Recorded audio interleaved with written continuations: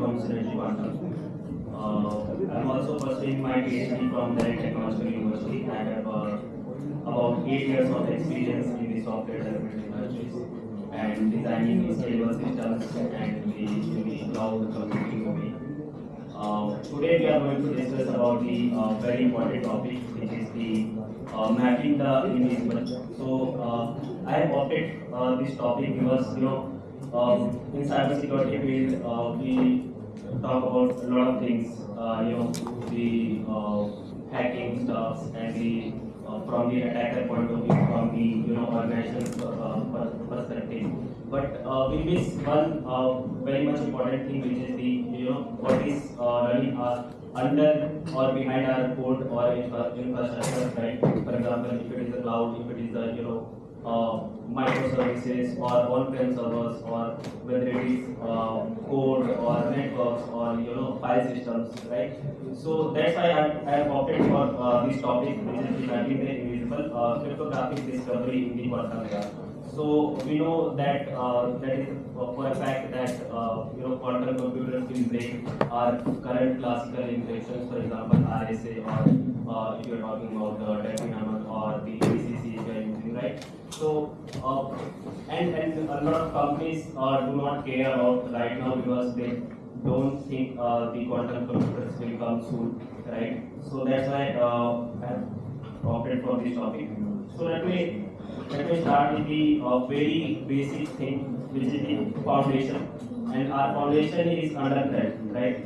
Everything, every transaction which we are doing nowadays is encrypted.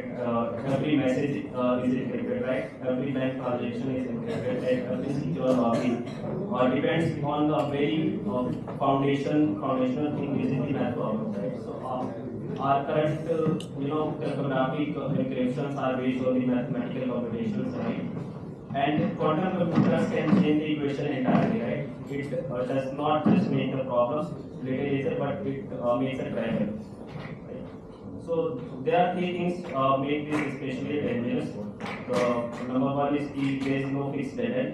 Unlike Y2K, in this Y2K, if you know about this year 2000 problem, I don't know whether you are familiar or not, but in year 2000 there was a very timeline thing. We knew that this threat will come in year 2002, in year 2000, but in the quantum we don't know the exact timeline, right? The quantum threat has no set date. This makes it ignored but dangerous to delay, and the uncertainty is itself is at the risk. Data is long. The government secrets, for example, any kind of confidential data from the defense sector, from the academia or R&D, patient records and financial data needs to be protected for 25 to 75 years or beyond that. Data encrypted today must survive the quantum attacks tomorrow. And the third most important thing is that the attacker has the advantage. It takes minutes to capture the entire encrypted traffic, and it takes organizations years to change their encryption. So time is simply not in our side. And this entire thing comes to a very phenomena that is harvest now, decrypt later things. So in this case, attackers, and many of them are backed by the government, so many of the governments are doing this and providing financial support and all kind of support to exercise this entire thing by the attackers. So they are capturing our encrypted data today, they are storing, and they will wait until quantum computers came into the picture, and they will decrypt using the quantum computers. So the entire our encryptions or the data stored in the current classical systems will be broken.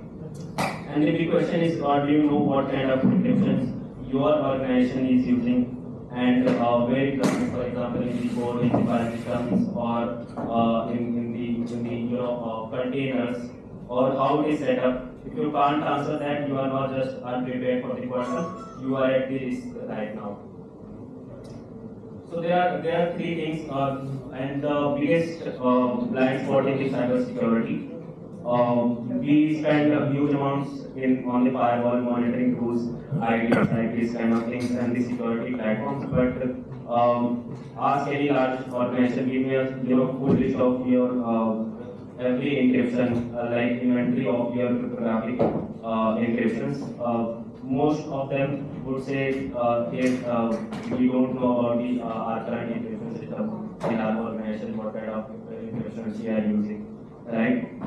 So only less than 5% of organization have complete encryption inventory.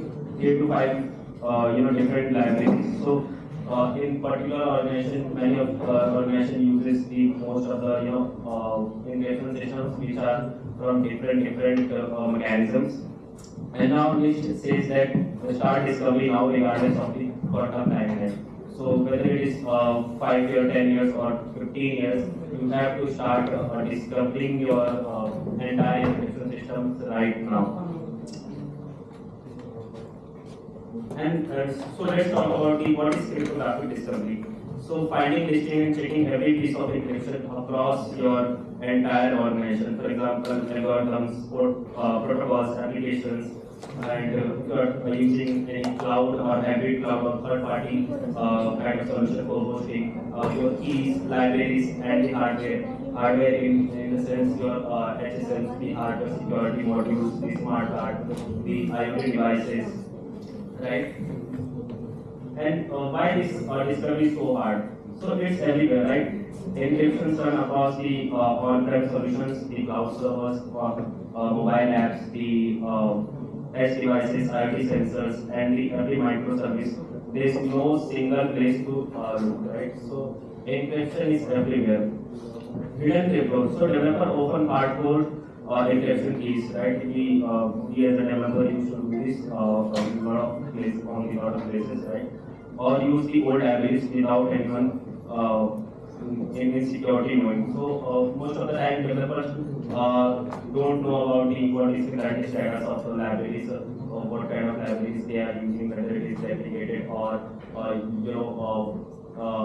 updated the current systems, right? The legacy systems, like many organizations still run on the 15-year-old encryption protocols because it is still works. Nobody wants to touch them. In software field, we know that if things are working, just don't touch it, right? It will break, and especially on the weekends. Nobody owns it. Encryption phase between the security, DevOps, compliance, and infrastructure teams. No single team has the full picture, right? So, for example, your DevOps team will say something, your compliance team will say something, right? So there are a lot of internal conflicts also, and everyone says that we know everything, but they don't know anything about their encryption system, or what kind of systems or encryption they are using in their systems. Message say a mid-sized company might have tens of thousands of certificates, hundreds of secure connection, and millions lines of code with the encryption code. So it is very hard to scale or shift entirely from the classical to the post quantum thing. So how today's encryption works, right? We all know there are very few, and which is the most important encryption. For example, RSA we are using, ECC we are using, Debian we are using, AES is a symmetric key we are using, and AES which is people say it is secure against the quantum attacks, but we are using with a particular bit size, right? So if we are using AES 128, it is not quantum safe, and if you are using AES 256, it is also not a quantum safe, it is a quantum resistance, right?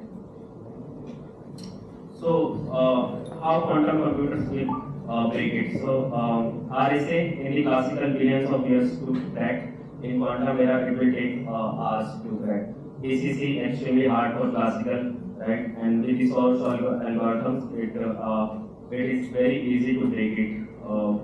If you are talking about TH, and AH256, so AH256 is still strong enough to secure or provide your security in your entire digital infrastructure. But it is not completely safe. It is just quantum resistant, but you can use.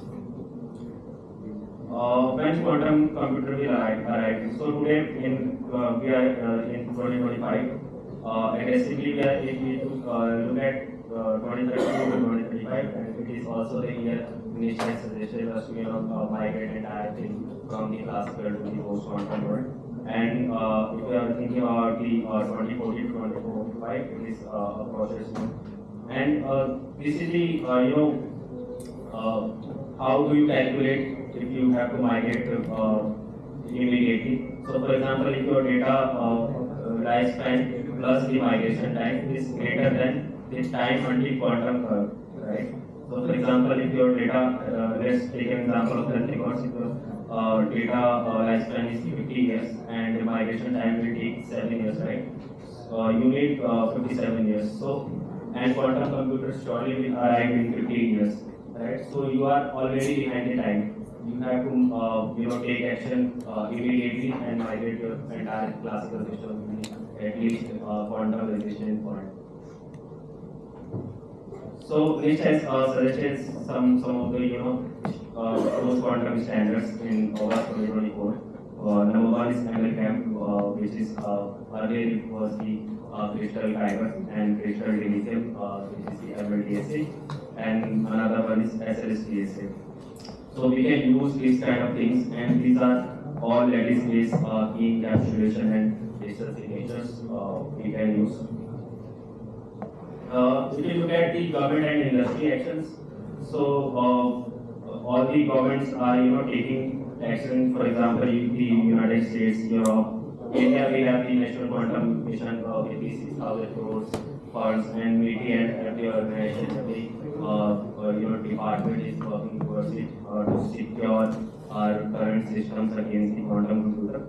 And there are also industry standards. For example, the ISO and the IEC, they are adding quantum safe requirements, and the PCI also for all kind of payment gateway services. So they are expected to add the quantum safe requirements in the payment era.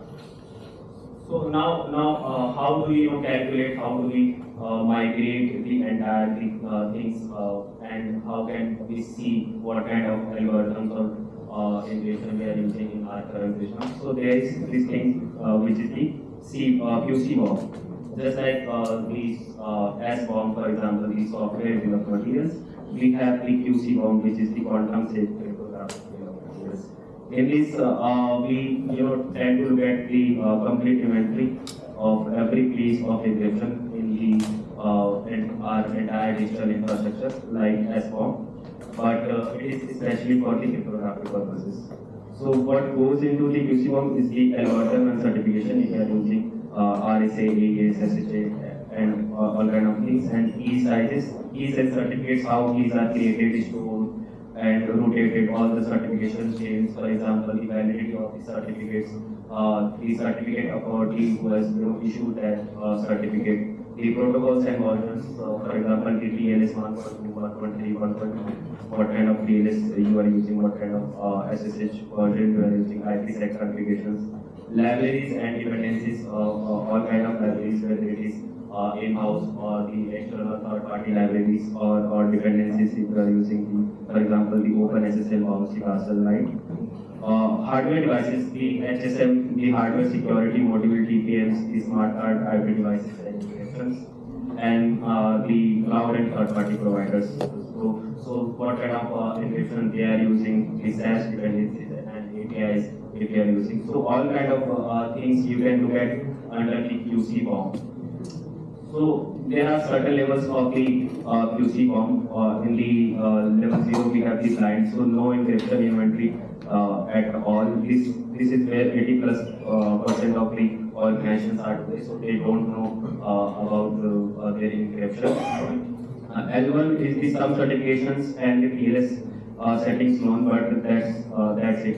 And there is huge gap, and certificates that too, because certification authority gives the entire chain of validation of the certificates. That's why we know what kind of certificates we are using, whether it is expired or not.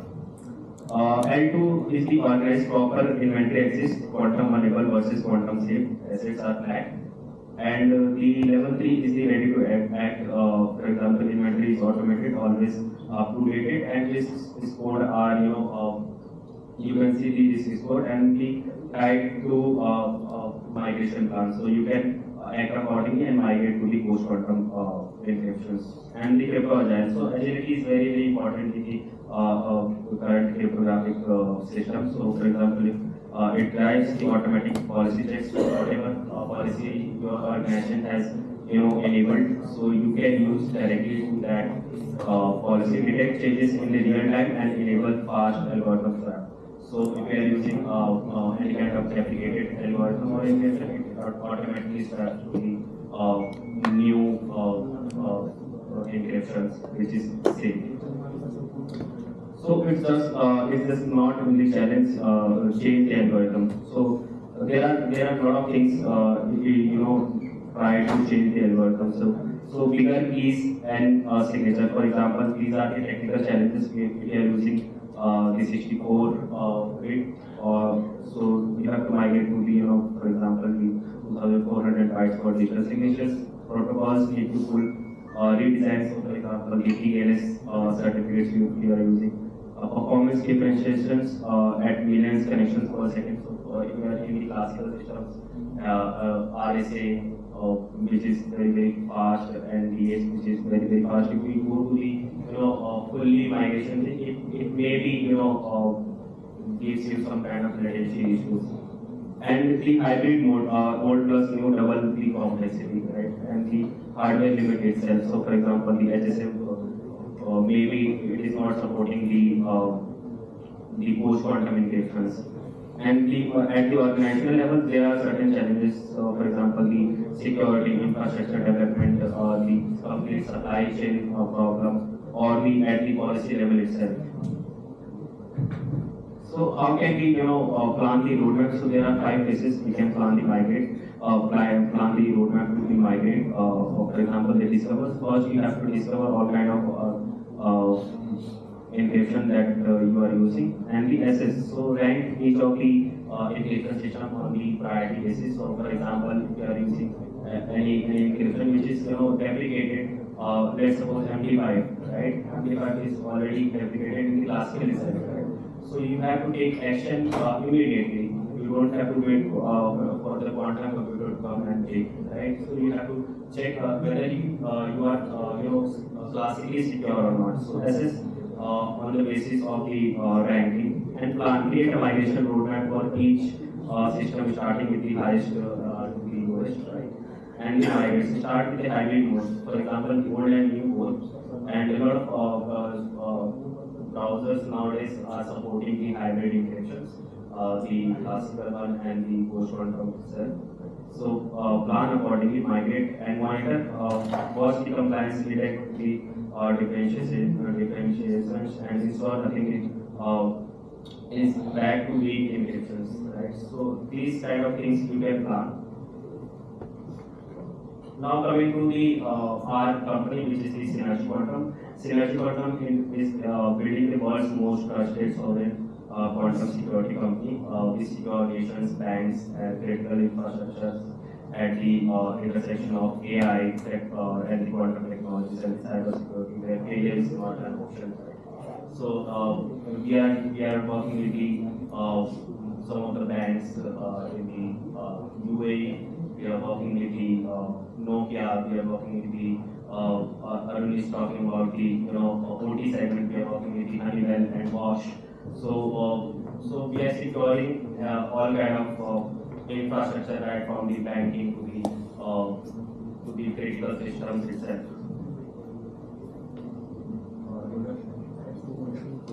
So now quantum secure intelligence ecosystem. So we have, I think I'm middle of the refreshment lunch. So let me just finish the talk. So we are the full stack quantum security company. We are providing communication platform, which is the post quantum secured, and we have also the quantum guard VPN, quantum security, secure data servers and data centers, and we are also have solution. We have solution for the 5G and 5G core and Orange as well, and the Sync Thread intelligence platform. So which is the most important thing for today's talks. So SyncQ is the Synergy Quantum Threat Intelligence platform. Whatever I have told you, this is in this regard. So we have prepared the whole solution for the organizations to check whether they are quantum safe or not. So it will detect all kind of encryption system in your entire infrastructure, and it will build QC bomb so that you can check what kind of encryption, what kind of things you are using in your entire digital infrastructure, and it will assess according to the risk scoring, and it will maps to the NIST compliances, NIST guidelines, and will help you to migrate from class to the course or something. So what makes SyncQ different? It covers everything like network, application, cloud, IoT, OT segment, and supply chain. And it doesn't check the surface level setting, but also finds the encryption buried in the code firmware in the OT segment. If you are talking about the configurations that manual audit is, right? And it saves time. So a lot of time it will save. For example, it will take months and years to check the all kind of encryption system in your code, but this platform will give you the entire results in minutes itself. And it also follows the standards of all the global and international standards, for example, CNSA or ANSISA and all of the compliance and frameworks. So let me just tell you this Rogers definition of innovation curve, which is, you can see there is 5 things, which is the innovators, early adopters, early majority, late majority, and laggards. So if you are, if you try to become forefront of the technologies, you use this diagram very seriously. For example, innovators are always 2.5% of the entire population, always. And the early adopters, we are here at the 13.5%. If you are sitting here listening to me, and if you act today, you will be in the early adopters, right? And there is early majority who waits a certain kind of POCs has to be done, or some kind of solutions ready around it, so they will adopt accordingly. And there is this late majority, which is wait for the compliance and regulatories to come and push it the solution, so that hey, you have to take this, you have to comply this. Then they will take the any kind of innovation into their system, and then there is laggards, which is 16% of the entire population. Who think that we don't know, we don't need this kind of solution. For example, many of people still using that Nokia phone. So right, just because of maybe some kind of awareness issues or some kind of technical issues, but they will be there always, right? So these are the things. Let me just give you some examples. So here are the things. If you are leaders and decision makers, start a cryptographic discovery project within the next 90 days. Make a QC form of company level priority, not just an IT task. Add a quantum readiness to your risk assessment and meta evaluation. Plan for 3 to 5 years migration program. This is the journey, not a one-time fix. And if you are a security professional, audit your current encryption libraries. Right? Start testing MLTM and MLTSA, which is given by the NIST. Design every new system with the crypto agility, make it easy to stack algorithms, and get involved with the open quantum safe, for example, leave OPS and follow the NIST guidelines. And if you are a student, I can see a lot of students here, so learn latest best cryptographic hash-based signatures and PQC protocol. Contribute to the open source and post-quantum projects. You will find easily on the GitHub and Google. And the next 10 to 15 years of the cyber security will shaped by this transition. And will skill in the crypto agility, this will be a massive demand. Right? So start working on the post-quantum encryptions. These are the proof of some execution and thoughtful leadership. bias. So we are working with the CERT, we are working with in the National Quantum Mission. We are also in the working with the CDOT and different organizations. So let me just give you a quick demo.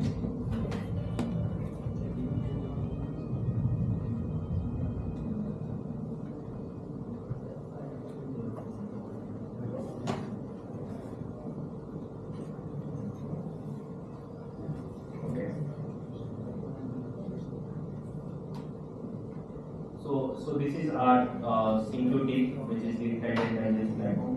Here you can see your entire scanning things, whatever you have scanned in the last 7 days, 30 days, 60 days, or 90 days, and all the time.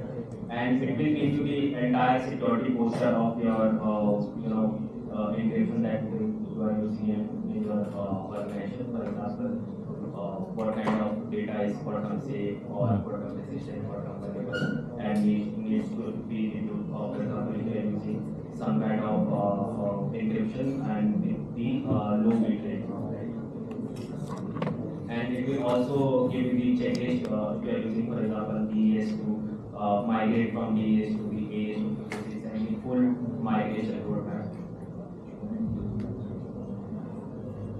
Let me give you an example of code scanner.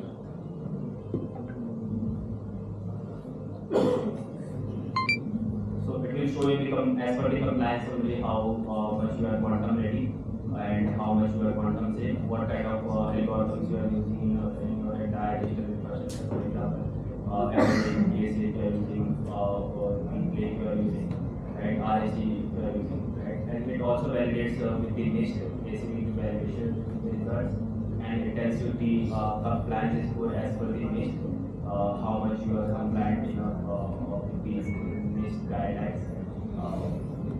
And all the dependencies in your code, what kind of dependencies you are using, and the version itself. Cryptographic assets you are using one. You can click on the GitHub link if it is publicly available library, and you can check the exact line where it is written the code. Right. So these are some of the things we are using. For example, if you want to check your entropy randomness, capabilities, you can check here. Let me give you an example of the live network. What kind of, it will tell you what kind of protocols you are using in your entire network traffic, all kind of protocols, all kind of handshakes. For example, the server hello, client hello, and server hello, right? So you can see that this is the quantum safe, right? ASGC we are using here. This is quantum safe, right? So this is the hybrid encryption, right? ACDHA with RSA with AES-256 GCM SSH 300. Right? So you can check all of this your entire cryptographic posture of your organization, and we have the solution for HSM as well, the hardware security module, what kind of keys you are storing, and whether it is good or not, right? So everything, we have the score of your HSM, and we have the solution for the OT segment as well. So with Bosch, we are working on the OT, Honeywell, we are working on the OT segment. We are working on the Bhubaneswar Smart City project with the